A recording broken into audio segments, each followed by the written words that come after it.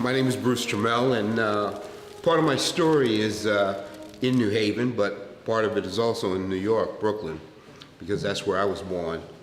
And I came to New Haven when I was 9 years old. But I'm the oldest of 10 kids. And the idea is that I was also the oldest grandchild, you know, the oldest of my generation to be born. And one of my my father's cousins, she had 10 also. So there's actually like 20 of us here in New Haven as with just two families. So the thing about our family is that we, my father was an only child, and he thought that the best thing for him to do was to have a lot of kids.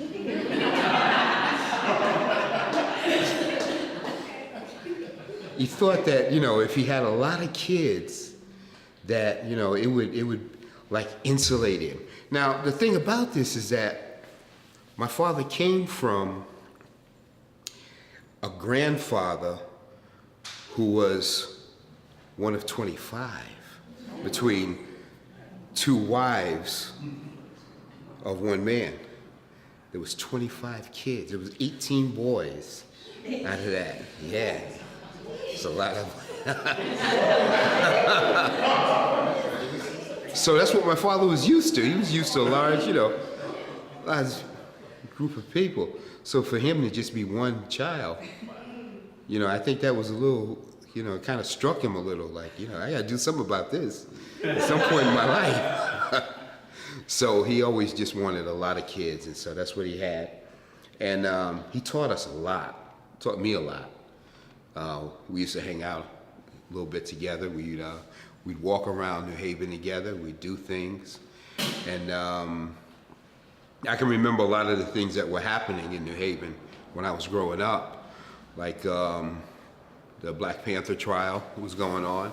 You know, we went down to the courthouse to try and get in and see if we could, you know, be a party to what was going on, but it was so many people out there, so many, we couldn't get anywhere close to the door, you know, and couldn't get in there at all. So, but it was things like that we would do together. You know, as he got older, what we used to do is I would take him down to Virginia, where he was born, you know, to see relatives. And it'd be just me and him.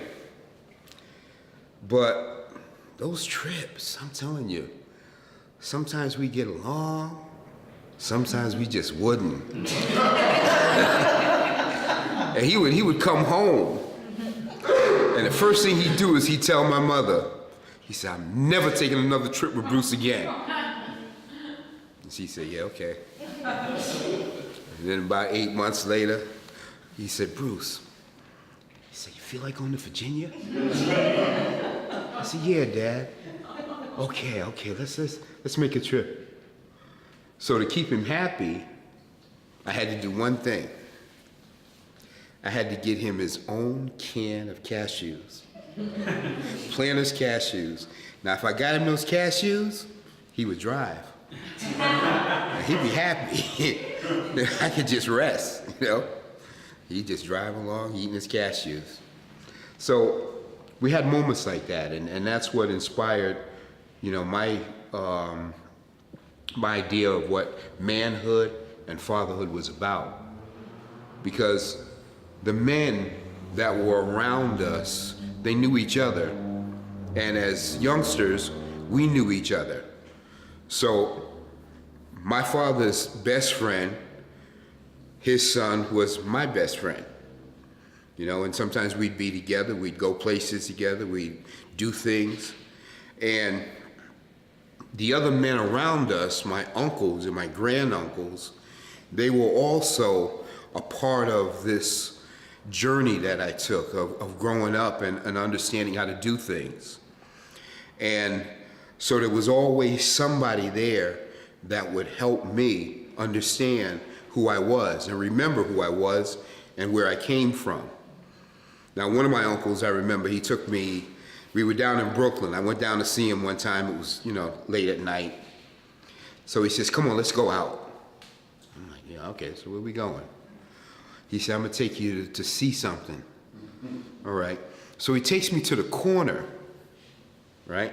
Where the guys are standing around and they're talking and they're telling stories, but I really think they were telling lies. Because that's really what they did. But there was one person there that would validate that story. You see, that older person. And they would tell that lie, and they would turn to him, and they'd look at him, and they'd say, is it true? Is it true? And everybody would wait. He said, yeah, young blood, you got it. See, I told you, see? I told you. So I learned that that's important to men when they get together and they talk, how they interact with each other and how they bounce their ideas off of each other and how they feel, if I tell you something, I need somebody to validate what I'm saying. And that's the whole idea about manhood, is that a lot of times guys don't know when they became a man because there's nobody to validate it. You see? So I can tell people, I know when I became a man. It's when my father told me so. I'm telling you. He told me to. I came home from work. I was working. I was like 19 years old, right? Living at home. Got a car. Got me a full-time job. Working at Rock Bestis. You guys know about Rock Bestis, right? All right. So I'm working at Rock Bestis. I'm doing my thing. I come home, and normally what would happen is my mom would pick me up, we'd go home, and she'd have a plate waiting for me in the oven, right? Well, I go home and there's no plate. Okay? It's like, 11 o'clock at night, there's no plate for me? So I'm wondering, like, what happened? So my dad is like, well, he says, Bruce, your mom is not your girl. He said, your mom is my girl. Okay? And if you want a girl, you got to go out and get one. He said, your mom can't answer to two men. He said, and one of us is gonna have to go. He said, but I pay the rent. He said, so guess who's gotta go? So it wasn't immediate, he didn't push me out that day, but he gradually let me know that there would never be a plate left in the oven for me again.